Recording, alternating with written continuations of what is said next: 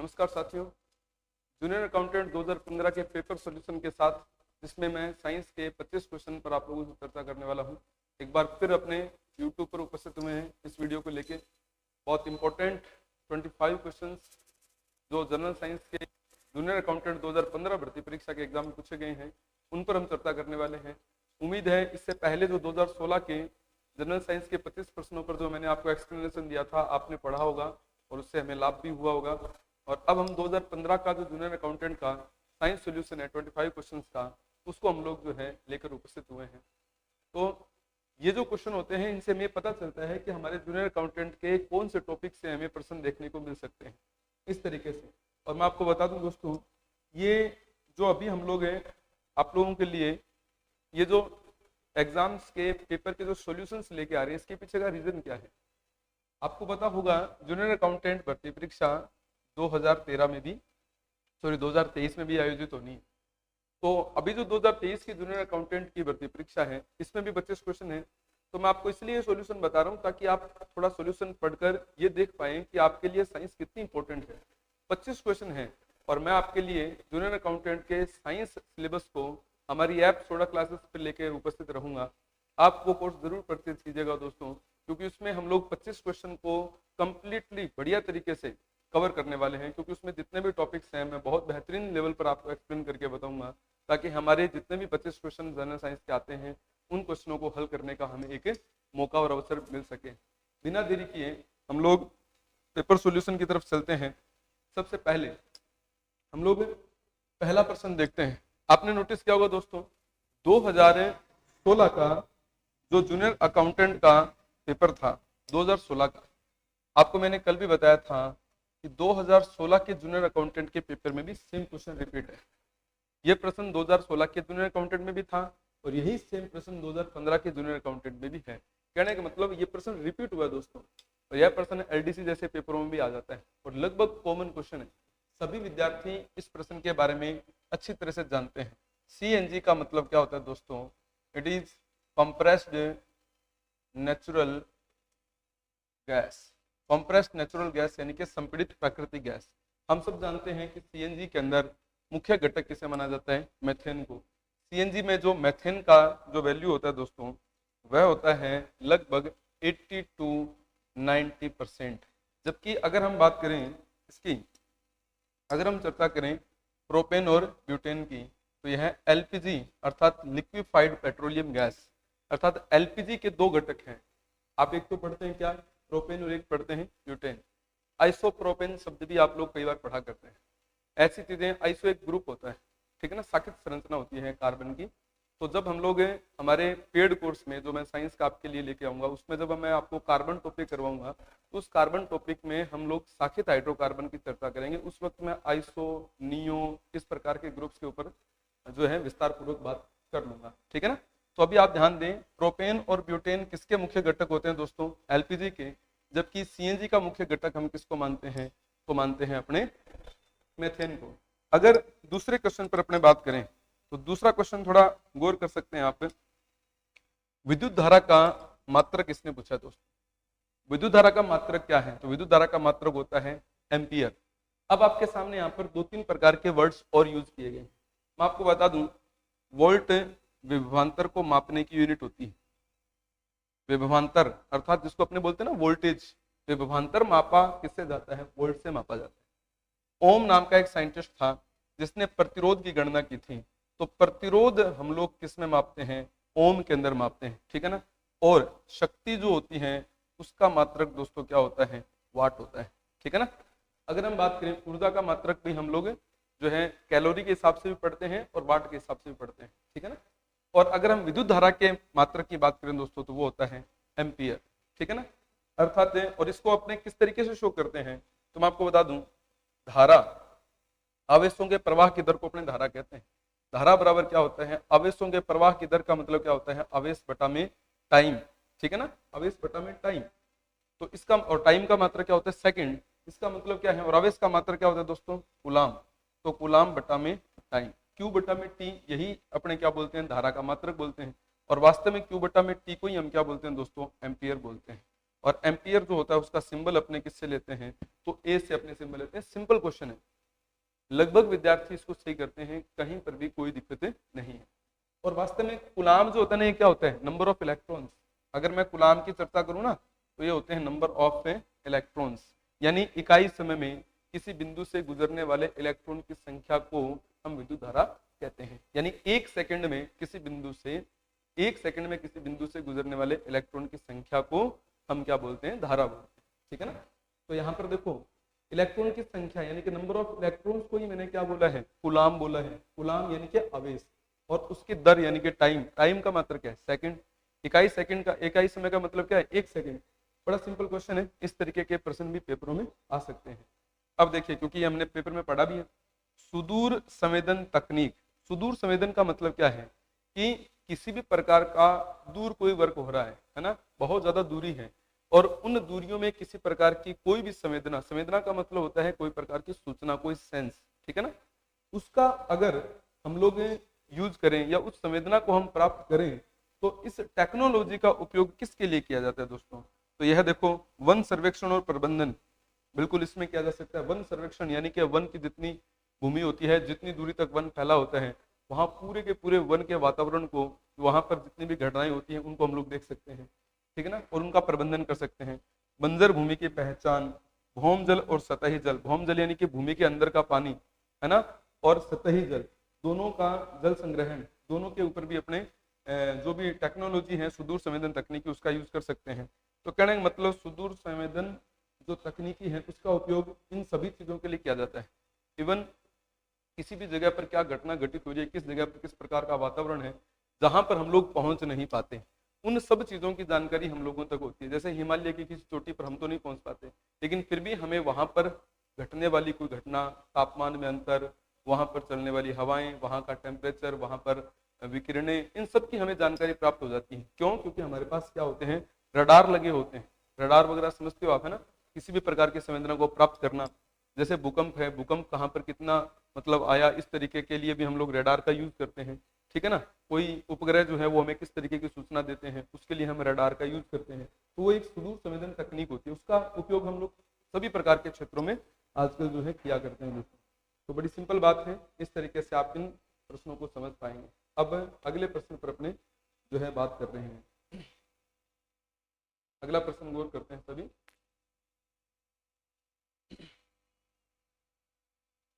देखिए नेक्स्ट हमारे पास बनेगा, निम्नलिखित में से किस घरेलू उपकरण में विद्युत धारा का उपयोग नहीं होता है। अब देखो ये 3 क्वेश्चन हम लोग और अभी हल करने वाले हैं, इनको थोड़ा गौर से पढ़ेंगे फिर आगे बात करेंगे। देखिए हमारे पास आता है, किस घरेलू उपकरण में विद्युत धारा का उपयोग नहीं होता। हम सब जानते हैं एयर कंडीशनर यानी कि एसी। एसी इलेक्ट्रिसिटी के बगैर कैसे रन हो सकती है, पॉसिबल नहीं है, बड़ा सामान्य प्रश्न है। माइक्रोवेव ओवन, किसी प्रकार के मतलब हमारे भोज्य पदार्थों को तत्काल ही गर्म करने हेतु हम माइक्रोवेव ओवन को यूज करते हैं, ठीक है ना। रेफ्रिजरेटर यानी कि फ्रिज, बिल्कुल। जबकि यहाँ पर देखो क्या लिखा है इसने, सौर कुकर। सौर कुकर किससे मतलब चलता है, किससे संचालित होता है, सोलर एनर्जी से। अर्थात इसको चलाने के लिए हमें किसकी आवश्यकता पड़ती है, इसको चलाने के लिए, इसको संचालित करने के लिए हमें सौर ऊर्जा की आवश्यकता पड़ती है। और जब हमें सौर ऊर्जा की आवश्यकता पड़ रही है, इसका मतलब एकदम कॉमन सी बात है कि सौर कुकर के लिए हमें विद्युत धारा का उपयोग नहीं करना पड़ता। तो ये भी एक कॉमन प्रश्न है, इस तरीके से आप इस प्रश्न को समझ पाएंगे। अब अगला प्रश्न गौर करें। देखो संचार उपग्रह के लिए सामान्यतः उपयोग में ली जाने वाली कक्षा, संचार उपग्रह जो सैटेलाइट होते हैं, ठीक है ना।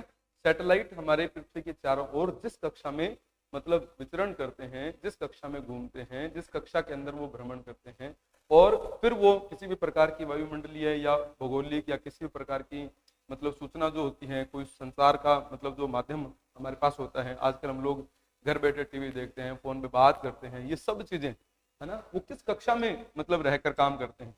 ध्रुवीय कक्षा बिल्कुल नहीं, सौर तुल्यकालिक कक्षा इसमें भी नहीं, भूतुल्यकालिक कक्षा। कहने का मतलब ध्रुवीय कक्षा तो ध्रुवों पर, अब ध्रुवों पर तो कोई उपग्रह काम करता नहीं है अकेला, है ना। और सौर तुल्यकालिक कक्षा यानी कि वो सोलर एनर्जी जो है उसके बारे में भी हमें जानकारी नहीं दे रहा। संचार का मतलब क्या होता है, संचार का मतलब होता है किसी भी प्रकार की सूचना का आदान प्रदान करना। आप किसी क्षेत्र में होने वाली घटना का लाइव प्रसारण देख रहे हो, तो वो सूचना सबसे पहले उपग्रह के पास जाती है। उपग्रह रडार या सैटेलाइट के माध्यम से हम लोगों को वो पूरी पूरी सूचना जो है हमारे मोबाइल में या फिर हमारे टीवी के ऊपर या विभिन्न प्रकार के क्षेत्रों के ऊपर वो प्रेषित कर देता है। तो वो सारा का सारा जो सूचना है वो इसलिए उपलब्ध होती है क्योंकि वो भूमि के चारों ओर, अर्थात इस पूरे के पूरे धरती के चारों ओर जो है ना, वो उस कक्षा के अंदर चक्कर लगाता है। अर्थात भू तुल्यकाली कक्षा, उसका सोलर से कोई सिस्टम उसका काम नहीं है, केवल ध्रुवों पर उसका काम नहीं है, इनमें से कोई नहीं हो नहीं सकता। तो इसमें जो है ये 3 नंबर ऑप्शन आप लोग कवर करेंगे। अब अगला प्रश्न सुने, सीसा संचायक सेल, लेड एक्यूमुलेटर जिसको अपने बोलते हैं, जो बैटरी यूज करते हैं अपने, आजकल आपने देखा होगा घरों के अंदर जो बड़ी बड़ी बैटरी अपने यूज किया करते हैं इन्वर्टर के रूप में, है ना। एक इन्वर्टर होता है और उसके नीचे एक बड़ा बैटरा होता है जो हमारे घर के अंदर इलेक्ट्रिसिटी जो है वो सप्लाई करता है, ठीक है ना। जब बिजली चली जाती है तो उस वक्त उससे हमें एनर्जी मिलती है। तो सीसा संचायक सेल जो होता है उसमें कौन से अम्ल का उपयोग किया जाता है दोस्तों, तो यहाँ पर अपने को याद रखना है, उसमें सल्फ्यूरिक एसिड H2SO4 का यूज किया जाता है, न कि हाइड्रोक्लोरिक अम्ल, न कि नाइट्रिक अम्ल, न कि एसिटिक अम्ल। हाइड्रोक्लोरिक अम्ल का उपयोग किसी भी प्रकार के, मैं आपको बता दूं, किसी भी प्रकार के सेल में यूज नहीं होता, नाइट्रिक अम्ल भी यूज नहीं होता, सल्फ्यूरिक अम्ल उसमें यूज होता है, ठीक है ना। तो ये भी एक बहुत कॉमन क्वेश्चन है और उम्मीद है इस तरीके के प्रश्न लगभग सभी प्रकार के बच्चे जो है वो सही करते हैं, कोई इसमें कोई भेद नहीं है, कोई बहुत बड़े लेवल का प्रश्न ये हमारे पास से नहीं है। हाँ, एक मैं आपको बता दूं, यह पुनः आवेशित किया जा सकता है, यह पुनः आवेशित किया जा सकता है, अर्थात यह रिवर्सिबल। कहने का मतलब इसमें जो होने वाली रासायनिक अभिक्रिया होती है वो कैसी होती है, रिवर्सिबल, अर्थात उत्क्रमणीय होती है, ठीक है ना। इसमें होने वाली रासायनिक अभिक्रियाएं क्या होती हैं, उत्क्रमणीय, क्योंकि ये एक बार डाउन होता है, फिर चार्ज होता है, फिर डाउन होता है, फिर चार्ज होता है, ठीक है ना। इसमें लगातार ये प्रक्रम जो है वो चलता रहता है, ठीक है। तो ये बात एक अलग इसमें हम लोग पढ़ सकते हैं। तो ये भी हमने कवर कर लिया दोस्तों, और अब हम अगले क्वेश्चन के ऊपर जो है बात करने वाले हैं, थोड़ा गौर करेंगे। इसमें भी अपने कुछ बहुत इंपॉर्टेंट प्रश्न हैं और इन पर अपने बात कर लेते हैं। आप देखना है अपने बढ़िया तरीके से। देखिए, वायुमंडल की सबसे निचली परत, ये कह रहा है वायुमंडल में सबसे निचली परत बताइए, सॉरी, वायुमंडल में सबसे निचली परत के बारे में अपने को जानकारी देनी। तो शोमंडल, मध्यमंडल, समताप मंडल, थर्मोस्फेयर। आप सभी जानते हैं कि वायुमंडल जो होता है उसमें कुछ परतें होती हैं। सबसे पहले हम लोग पढ़ा करते हैं शोभ मंडल, ठीक है ना। उसके बाद हम पढ़ा करते हैं समताप मंडल, उसके बाद हम पढ़ा करते हैं ओजोन मंडल, उसके बाद हम पढ़ा करते हैं आयन मंडल, बहिर्मंडल, सही है ना।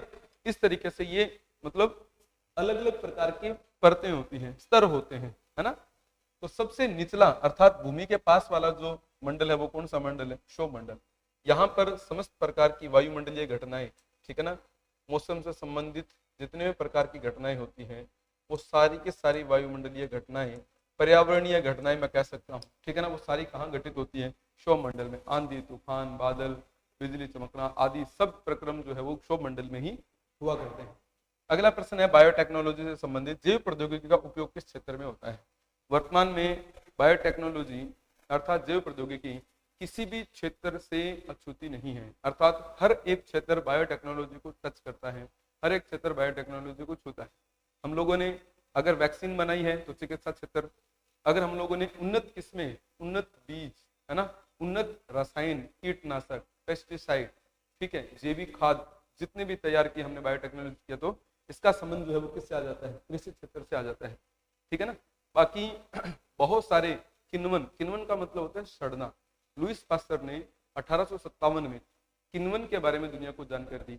आज किण्वन इतना बड़ा उद्योग है कि इस किण्वन उद्योग से हम शराब का निर्माण करते हैं, किण्वन उद्योग से हम विनेगर अर्थात सिरके का उत्पादन करते हैं, किण्वन उद्योग से ही हम लोग दूध से दही बनाकर उसकी मार्केटिंग करते हैं। कहने का मतलब वर्तमान समय में फर्मेंटेशन अर्थात किण्वन भी अपने आप में एक बहुत बड़ा उद्योग बन चुका है और यह भी एक प्रकार की बायोटेक्नोलॉजी जो है उसके अंतर्गत आता है। यानी कि सभी क्षेत्रों में बायोटेक्नोलॉजी काम करते हैं। चिकित्सा क्षेत्र तो है ही, वैक्सीन बनाना, दवाइयां बनाना, है ना, रोगों का उपचार करने के लिए नए नए मतलब उपचार पद्धति जो उनको विकसित करना। कृषि क्षेत्र वाला मैंने बताया, जैसे बीटी कॉटन तैयार कर दिया हमने, उन्नत किस्में तैयार कर दी। आजकल सीडलेस तकनीकी जो है हम लोग लेकर आए हैं, ठीक है ना। पार्थेनोकार्पिक फ्रूट हम लोग उत्पादित कर सकते हैं, क्लाइमेटिक नॉन क्लाइमेटिक फ्रूट्स जो हैं हम लोग उनको तैयार करते हैं। तो ये सारा का सारा बायोटेक्नोलॉजी है। किण्वन के बारे में एक लाइन बता देता हूँ आपको। लुईस पास्चर नाम का साइंटिस्ट, और वह किण्वन के बारे में जानकर देता है। और किण्वन की खोज कब बताता है? 1857 में। लुईस पास्चर ने 1857 में सर्वप्रथम किण्वन के बारे में दुनिया को जानकारी दी थी। अगला प्रश्न सुने, निम्नलिखित में से कौन सी खाद्य श्रृंखला ठीक से लिखी हुई नहीं है? फूड चेन, खाद्य श्रृंखला। खाद्य श्रृंखला में आपको बता दूं दोस्तों, फूड चेन जो होती है वो 3 प्रकार की होती है। खाद्य श्रृंखला अर्थात फूड चेन जो है वो 3 प्रकार की होती है, ठीक है ना? 3 प्रकार की होती है। एक होती है शाकभक्षी खाद्य श्रृंखला, शाकभक्षी खाद्य श्रृंखला। एक होती है परजीवी खाद्य श्रृंखला। एक होती है अपरद खाद्य श्रृंखला। मृत सड़े गले कार्बनिक पदार्थों से आरंभ होने वाली खाद्य श्रृंखला को हम अपरद खाद्य श्रृंखला का नाम देते हैं। यहाँ पर हमारे पास देखो शाकभक्षी है, परजीवी है, अपरद। शाकभक्षी यानी कि जो घास से स्टार्ट होती है, छोटे शाक से, छोटे घासफूस से स्टार्ट होती है। परजीवी अर्थात जो बड़े जीवों से छोटे जीवों की ओर चलने वाली खाद्य श्रृंखला होती है। अपरद जो मृत सड़े गले कार्बनिक पदार्थों से आरंभ होने वाली खाद्य श्रृंखला होती है। सबसे पहले देखो, हरे पौधों को कौन खाते हैं? मृग। और मृग को कौन खाता है? बाघ। मृग मतलब हिरन, बिल्कुल ठीक है, ऐसा हम लोग देखते ही हैं। फूड चेन बिल्कुल ठीक है। अब अगला देखो क्या करें, घास। और घास को कौन खाता है? चूहा। गलत बात है, चूहा जो है वो घास को नहीं खाता, घासों से उत्पन्न होने वाले अनाजों को खाता है, ठीक है ना? जैसे गेहूं है, ये घास कुल है, गेहूं ग्रेमिनी, ग्रेमिनी घास कुल को अपने बोलते हैं, क्रिस्टी घास कुल, ठीक है ना? अब उससे जो अनाज उत्पन्न होता है उस अनाज को चूहा खाने का काम करता है। चूहे को बाज खा सकता है, बाज को सांप खा सकता है, बिल्कुल ठीक है, हम मानते हैं इस बात को। इसका मतलब, लेकिन ये कतई ठीक नहीं है कि घास जो है उसको चूहा खाता है। चूहा अगर घास को खाता तो हमारे गोदामों में पड़े हुए जहां पर अनाज हम भंडारित करते हैं वहां पर चूहे का कोई काम ही नहीं होता, वो तो सिर्फ खेतों में घास खाता रहता फिर, है ना? ऐसा नहीं है। अच्छा, उसके बाद में देखिए समुद्री शैवाल, ठीक है ना? छोटी मछली, बड़ी मछली, शार्क, बिल्कुल ऐसा होता है। समुद्रों में छोटे पादप होते हैं जिनको अपने फाइटोप्लैंक्टन्स कहते हैं। उनके ऊपर कुछ छोटे जंतु भी होते हैं जिन्हें अपने जू प्लैंक्टन्स कहते हैं।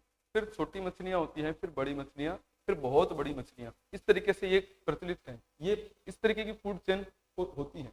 अच्छा, उसके बाद देखो बीज, बीज को गिलहरी खाती है, गिलहरी को उल्लू। उल्लू जो है ना वो मांसाहारी प्राणी है, खा सकता है गिलहरी को, ठीक है ना?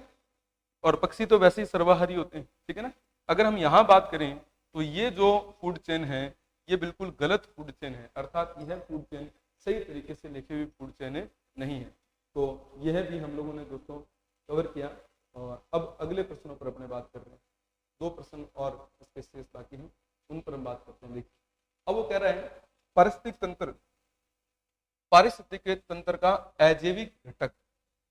अजैविक घटक, देखो इकोसिस्टम के 2 घटक होते हैं, एक तो होता है जैविक, एक होता है अजैविक। जैविक घटक में तो क्या आते हैं? उत्पादक आते हैं, उपभोक्ता आते हैं और अपघटक आते हैं। कहने का मतलब हरे पेड़ पौधे, शाकाहारी, मांसाहारी, सर्वाहारी और सूक्ष्म जीव, ये तो होते हैं जैविक घटक। बाकी जितने भी होते हैं वो सारे क्या होते हैं? अजैविक घटक होते हैं। जैसे कि शैवाल, बिल्कुल ये उत्पादक हैं, अर्थात ये पादप हैं, यह जैविक घटक हैं। वन के वृक्ष, ये तो बिल्कुल हैं। कैक्टस, ये भी एक प्रकार का पादप है। कैक्टस अपने बोलते हैं किसको? नागफनी को। जो नागफनी होती है ना उसी को अपने कैक्टस बोलते हैं, बिल्कुल ठीक है। अच्छा, पर्णहरित, पर्णहरित एक प्रकार का एक अणु है, ठीक है ना? पर्णहरित पादप के अंदर उपस्थित होने वाला एक अणु है कोई जैविक घटक नहीं है, ये एक प्रकार का अणु है, परमाणुओं से जुड़कर बनने वाला एक अणु है।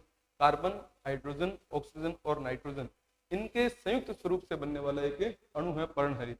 अर्थात यह एक प्रकार का जैविक घटक नहीं है, बल्कि यह एक अजैविक घटक के रूप में हम लोग इसको स्वीकार करते हैं। अगला प्रश्न सुनिए, देखो क्या कह रहा है। निम्नलिखित में से कौन सा नाइट्रोजन चक्र का भाग नहीं है? नाइट्रोजन चक्र दोस्तों 4 चरणों में पूरा होता है। नाइट्रोजन स्थिरीकरण, अमोनीकरण, नाइट्रीकरण और विनाइट्रीकरण, ठीक है ना? नाइट्रोजन स्थिरीकरण, अमोनीकरण, नाइट्रीकरण और विनाइट्रीकरण। अब इन सब में नाइट्रोजन शब्द प्रयोग में बार बार आता है। देखो वायुमंडलीय नाइट्रोजन, बिल्कुल इसके बगैर नाइट्रोजन फिक्सेशन स्टार्ट कैसे होगा? अमोनिया, बिल्कुल अभी मैंने बोला अमोनीकरण, नाइट्रोजन स्थिरीकरण, फिर अमोनीकरण, फिर नाइट्रीकरण, फिर विनाइट्रीकरण। तो अमोनीकरण में अमोनिया ही बनता है, अमोनिया के बाद उसका ऑक्सीकरण होता है और वो नाइट्राइड और नाइट्रेट में रूपांतरित होता है। तो ये स्टेप भी है। अच्छा, मृत जीव, बिल्कुल जीव जो है उनके अंदर नाइट्रोजन तो उपलब्ध होता ही है। जैसे किसी जीव की मृत्यु होती है, कुछ अपघटनकारी जो जीवाणु होते हैं, जो बड़े से बड़े जीवों को सड़ा गलाकर वायुमंडल को पुनः नाइट्रोजन को पुनः वायुमंडल में मुक्त कर देते हैं। तो ये तो बिल्कुल नाइट्रोजन चक्कर में आता ही है। अब यहाँ देखो हाइड्रोजन और सल्फाइड H2S, हम बात कर रहे हैं नाइट्रोजन की, ये बात कर रहा है हाइड्रोजन और सल्फर की। इसका मतलब यह नाइट्रोजन चक्कर से संबंधित बात नहीं है। बड़ा कॉमन प्रश्न देखो है ना, कितना कॉमन और कितना जनरल क्वेश्चन हम लोगों के सामने आया है। हाँ, मैं एक बात आप लोगों के लिए बता दूं, नाइट्रोजन चक्कर के 4 चरण होते हैं दोस्तों। पहला होता है नाइट्रोजन स्थिरीकरण, ठीक है ना, आप इस सुनने के लिए है बातें। दूसरा होता है अमोनीकरण, अमोनीकरण में अमोनिया का निर्माण होता है दोस्तों। फिर होता है नाइट्रीकरण, नाइट्रीकरण, ठीक है ना, और एक तरफ हम लोग पढ़ा करते हैं विनाइट्रीकरण। इस तरीके से नाइट्रोजन चक्कर जो होता है उसके कितने चरण हम लोग देखा करते हैं, 4 चरण देखा करते हैं। एलडीसी का जो पेपर हुआ था 2018 भर्ती परीक्षा में, उसमें आपसे नाइट्रीकरण का प्रश्न पूछा गया था। नाइट्रीकरण क्या होता है? तो अमोनिया का नाइट्राइड व नाइट्रेट में रूपांतरण नाइट्रीकरण कहलाता है। हम एक्सप्लेनेशन मेथड करेंगे, तो ये टॉपिक्स में आप लोगों को नाइट्रोजन चक्कर के अंतर्गत बताने वाला। नेक्स्ट सुने। अब देखो हमारे पास फिर से कुछ इंपॉर्टेंट क्वेश्चन फिर से आ जाते हैं, और ये भी कुछ प्रश्न तो इसमें बायोटेक्नोलॉजी से संबंधित ही है। तो पहले इनको अपने कवर करते हैं, फिर आगे के पार्ट्स जो है उनको पढ़ेंगे। बिल्कुल सिंपल प्रश्न है। हाँ, गौर करते हैं, देखिए पहला है निम्नलिखित में से कौन सा शहतूत की पत्तियों को, निम्नलिखित में से कौन सा शहतूत की पत्तियों को उपयोग में लाता है, यानी शहतूत की पत्तियों को खाकर उनसे भोजन बनाता है। सबसे पहले देखो, मधुमक्खियों का शहतूत से कोई लेना देना नहीं है। मुर्गी पालन पोल्ट्री का कोई लेना देना नहीं है। मछलियों से भी, मछली पालन में भी शहतूत की पत्तियों का इस्तेमाल नहीं किया जाता। लेकिन जो रेशम कीट पालन में जो लार्वा आते हैं, लार्वा अपना भोजन जो है कहाँ से बनाते हैं भाई? तो लार्वा अपना भोजन बनाते हैं कहाँ से? शहतूत की पत्तियों से। ये शहतूत की पत्तियों को खाकर अपना भोजन बनाने का काम करते हैं। सिंपल बात। अगला सुने, कौन सा जल जनित रोग नहीं है? ऐसा कौन सा रोग है जो जल से नहीं होता? तो जल जनित रोग कौन सा नहीं है, उस पॉइंट को अभी हमें पढ़ना है। देखो, पोलियो बिल्कुल जल जनित रोग है, दस्त बिल्कुल है, वॉमिटिंग बिल्कुल। अच्छा, ये सभी, हाँ, तो मैं अब ये बात कह सकता हूँ कि सारे के सारे रोग जो है वो दूषित जल से होते हैं। पोलियो तो दूषित जल से भी, दूषित भोजन से भी, मिट्टी खाने से भी होता है। क्योंकि छोटा जो बच्चा होता है ना, पोलियो होता है, 2-3 साल 4 साल तक के बच्चे के ज्यादातर समस्या रहती है पोलियो में। यही कारण है कि हम ओपीवी, ओरल पोलियो वैक्सीन नाम की जो खुराक है वो 5 वर्ष से कम उम्र के बच्चों को ही पिलाया करते हैं, ठीक है ना। उसके पीछे रीजन है कि जो छोटे बच्चे होते हैं वो ये गलतियां ज्यादा करते हैं। दूषित जल पी लिया, दूषित भोजन कर लिया, मिट्टी खाते रहते हैं, तो उनमें पोलियो की समस्या ज्यादा रहती है।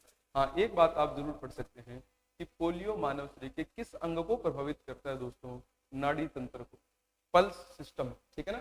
तो यहाँ कौन सा जल जनित रोग है? तो सारे के सारे रोग जल से होने वाले प्रमुख रोग हैं। 1978 में सफलतापूर्वक जन्म लेने वाले प्रथम परखनली शिशु का नाम रखा गया था। यहाँ हमें 2 बातें ध्यान रखनी है। क्या? परखनली शिशु, परखनली जो शिशु होता है ना, उसको अपने बोलते हैं IVF। I for in, V for vitro, F for fertilisation, in vitro fertilisation, पात्रे निषेचन, हिंदी में रूपांतरण करें तो पात्रे निषेचन। परखनली शिशु क्यों? क्योंकि इनका जो निषेचन होता है, अर्थात अंडाणु और शुक्राणु का जो फ्यूजन होता है वो बॉडी से बाहर लेबोरेटरी में किसी पात्र में, किसी परखनली में, किसी टेस्ट ट्यूब में इनका निषेचन किया जाता है। और जैसे निषेचित होने के बाद में भ्रूण का विदलन प्रक्रिया स्टार्ट हो जाए तो हम इसका मां के गर्भाशय में रोपण करवा देते हैं, ठीक है ना। तो 1978 में सबसे पहले परखनली शिशु जो पैदा हुआ था उसका नाम क्या रखा गया था? तो मैं आपको बता दूं, उसका नाम था लुइस ब्राउन। इसने तो लिख रखा लूसी ब्राउन, गलत है, ठीक है ना। विश्व में परखनली शिशु एक तो हम पढ़ा करते हैं भारत में, ठीक है ना। तो भारत में तो 1986 में जो पहला परखनली शिशु पैदा हुआ था उसका नाम था जी हर्षा, ठीक है ना। जबकि अगर हम विश्व स्तर की बात करें, ठीक है ना, तो पहला अपरकलिंग शिशु 25 जुलाई 1978 को, ठीक है ना, ब्रिटेन में पैदा हुआ था। ब्रिटेन में पैदा हुआ था ये 25 जुलाई 1978 को। और इस शिशु का नाम रखा गया था लुइस जॉय ब्राउन। इसका नाम रखा गया था दोस्तों लुइस जॉय ब्राउन। तो यहाँ लूसी जो ब्राउन है, हालांकि ये गलत शब्द है, यहाँ पर लुइस जॉय ब्राउन शब्द को प्रयोग में लेना। एक्सप्लेन मैंने इधर कर दिया है। अगर आप कंप्लीटली बढ़िया तरीके से देखना चाहें, लिखना चाहें, तो ये बातें नोट कर सकते हैं। अब सुने, अब अगला प्रश्न क्या कह रहा है हमसे, उसकी अपने बात करते हैं। 2 प्रश्न हमारे पास अभी और हैं, बाकी 10 प्रश्न और शेष हैं, उन पर भी अपने बात कर लेंगे। अब सुने, निम्नलिखित में से कौन सा आनुवंशिक रोग है? रेबीज वायरस जनित रोग है। आनुवंशिक रोग नहीं, संक्रामक रोग है। पोलियो भी वायरस से होने वाला एक संक्रामक रोग है, आनुवंशिक रोग नहीं है। चेचक भी, देखो मजे की बात देखिए, सब वायरस से होने वाले रोग हैं, आनुवंशिक रोग नहीं है। वर्णांधता, कलर ब्लाइंडनेस एक प्रकार का आनुवंशिक रोग है। अब बात आ चुकी है, तो मैं आपको आनुवंशिक रोगों को 2 भागों में बांट देता हूँ। सुने गौर से। आनुवंशिक रोग जो होते हैं ना, वो 2 प्रकार के होते हैं, ठीक है। एक तो होता है लिंग गुणसूत्रों के साथ जाने वाला। तो जो लिंग गुणसूत्रों के साथ जाता है ना, उसको अपने क्या बोलते हैं? उसको अपने बोलते हैं लिंग सहलगन, लिंग सहलगन आनुवंशिक रोग। जो अलिंग गुणसूत्रों से जाता है उसको बोलते हैं अलिंग सहलगन आनुवंशिक रोग। लिंग सहलगन आनुवंशिक रोग 2 प्रकार के हैं। एक है हीमोफीलिया, ठीक है ना, और एक है आपका कलर ब्लाइंडनेस यानी कि वर्णांधता। और एलिंग अर्थात जो अलिंग गुणसूत्र होते हैं, जो 44 गुणसूत्र होते हैं ना, ये तो एक्स गुणसूत्र के साथ अप्रभावित जीन जो होती है ना, वो इनको लेके जाती है। जबकि एलिंग सहलगन आनुवंशिक जो रोग होता है ना, उसमें हम लोग 2 नाम पढ़ा करते हैं। एक तो होता है थैलीसीमिया, गौर करना है ना, एक तो होता है जी थैलीसीमिया, और एक होता है जिसको अपने बोलते हैं sickle cell anaemia, sickle cell anaemia, ठीक है ना। तो बड़ा सामान्य है, मैंने आपको सारा बता दिया, आप इस तरीके से इसको समझ सकते हैं। वर्णांधता एक प्रकार का लिंग सहलगन आनुवंशिक रोग। अब सुने, पीलिया जिसकी बीमारी है, पीलिया को अपने बोलते हैं जी हेपेटाइटिस। पीलिया को हम जिस नाम से जानते हैं वो नाम है जी हेपेटाइटिस। हेपेटाइटिस नाम इसलिए रखा गया क्योंकि हेपेटाइटिस हेपेटिक कोशिकाओं को प्रभावित करता है, और हेपेटिक कोशिकाएं जो होती हैं वो किसका निर्माण करती है? लीवर का। तो पीलिया किसका रोग है? लीवर का प्रमुख रोग है। पीलिया लीवर का प्रमुख रोग है। आप ये पॉइंट जो है ना इसी तरीके से याद रखें। लीवर क्यों? क्योंकि लीवर का निर्माण जिन कोशिकाओं से होता है उन कोशिकाओं को कहते हैं जी हेपेटिक कोशिकाएं। लीवर का निर्माण जिन कोशिकाओं से होता है उन कोशिकाओं को कहते हैं दोस्तों हेपेटिक सेल्स, हेपेटिक कोशिकाएं, हेपेटोसाइट्स। इसी वजह से इसका नाम हेपेटाइटिस रखा गया है। बाकी पीलिया हम लोग कभी और एक्सप्लेन करेंगे कि पीलिया की वास्तव में वजह क्या है, और भी इसके बारे में हम लोग बहुत सारी बातों पर चर्चा कर सकते हैं। तो मैं आपको आगे कभी जो है एक्सप्लेनेशन मेथड पे जो है आपको बताने का काम करूंगा, ठीक है ना। अब सुने, आप फिर से 2-3 और इम्पोर्टेंट प्रश्नों पर फिर बात करते हैं, फिर आगे बढ़ेंगे, ठीक है। गौर करें। अब हमारे पास प्रश्न बना है, जीव विज्ञान में रोग प्रतिरक्षा का अर्थ क्या है? रोग प्रतिरक्षा का मतलब है जी प्रतिरक्षा तंत्र अर्थात इम्यूनिटी। हम बात कर रहे हैं इम्यूनिटी के बारे में, अर्थात WBC के बारे में, ल्यूकोसाइट जिसको अपना कहते हैं। जीव विज्ञान में रोग प्रतिरक्षा अर्थात रोगों से लड़ने की क्षमता, संक्रमण से लड़ने की क्षमता होती है, बीमारियों से लड़ने की क्षमता होती है, जलन और एलर्जी से बचने की पर्याप्त सहनशीलता, बिल्कुल सभी, ठीक है ना। एलर्जी जो होती है ना, यह भी WBC का ही एक प्रभाव है। WBC में होता है जिसका नाम होता है बेसोफिल्स।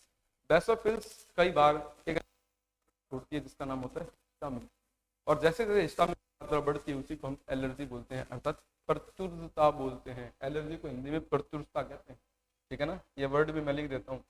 कई बार हिंदी वाले इस तरीके के शब्द जब हम पढ़ देते हैं ना तो हमें पता भी नहीं चलता। देखो, प्रत्युर्जता इसे बोलते हैं एलर्जी, ठीक है ना। सारे पॉइंट्स सही है। पोलियो का टीका प्रथम बार जिन्होंने विकसित किया, अब आपको बता दूं पोलियो से संबंधित दो टीके फेमस है, ठीक है ना। एक तो सॉल्क ने तैयार किया था, एक अल्बर्ट सेबी ने तैयार किया था। मैं आपको थोड़ा सा एक्सप्लेन करके बता देता हूँ।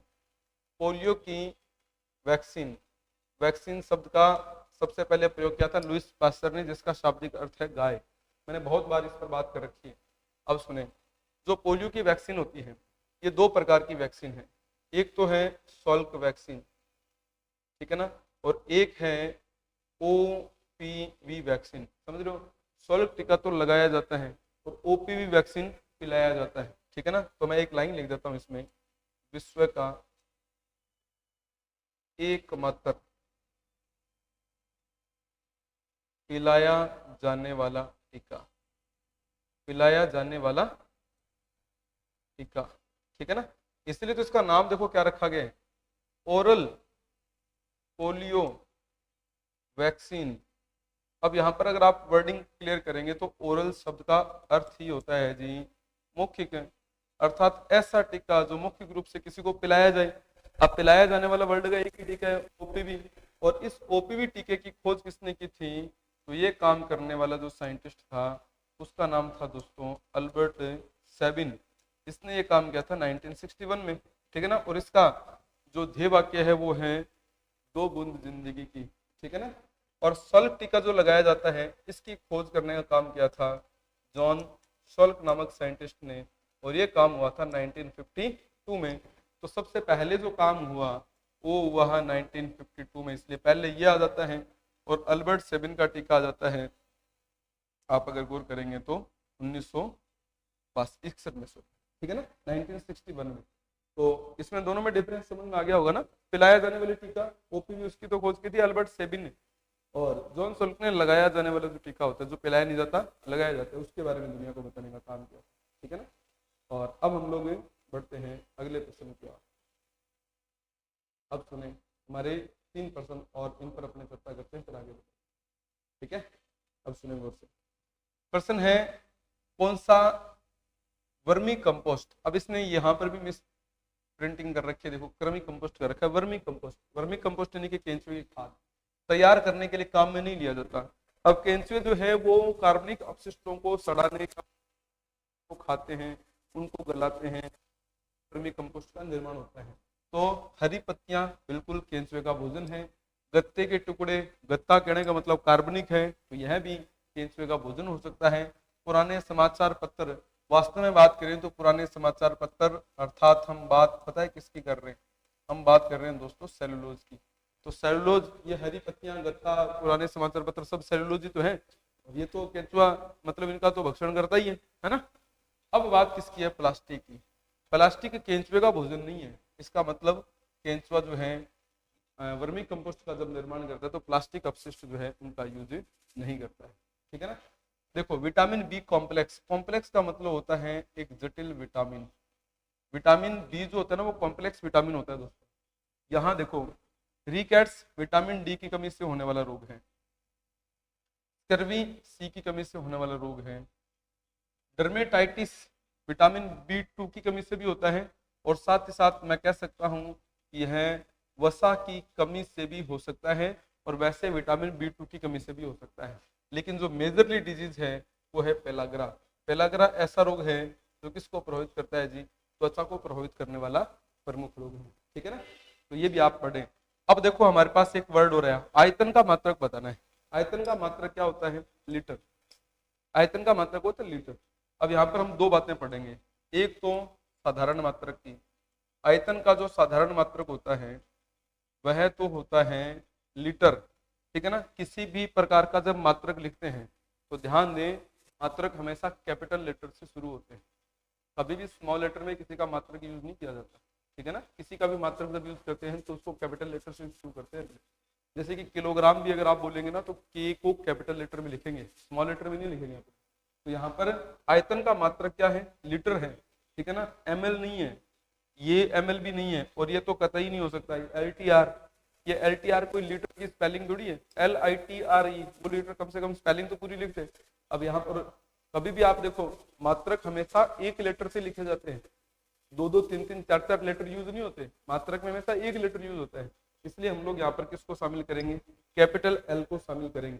अगर आप SI मात्रक की बात करें, आयतन के SI मात्रक की बात करें तो दोस्तों यहाँ पर आप याद रखें मात्रक होता है घन मीटर, अर्थात अर्थात मीटर की क्यूब, अर्थात मीटर की क्यूब।